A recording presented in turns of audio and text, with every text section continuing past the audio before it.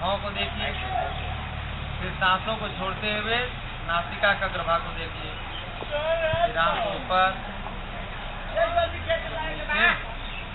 फिर दाईं तरफ। आप हाथों को खोल लीजिए एक बार, अंगूठा खड़ा करके हाथ को खोल लीजिए।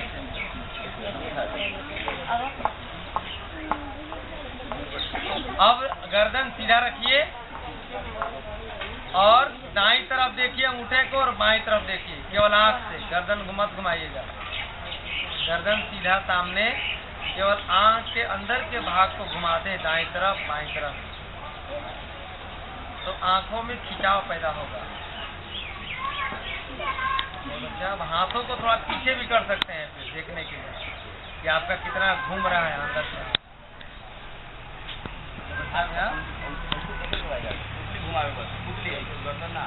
अब हाथों को नीचे रख लीजिए। अब आंख को गोल गोल घुमाना है, ऐसे वृत्त जैसा।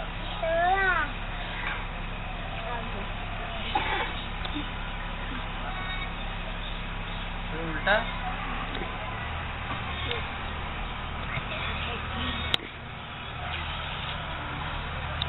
घुमाना है ना, गोल गोल घुमाना। ऊपर नीचे किया, दाएं बाएं किया और गोल गोल घुमा लिया। थोड़ा सा इसको मसाज कर लिया,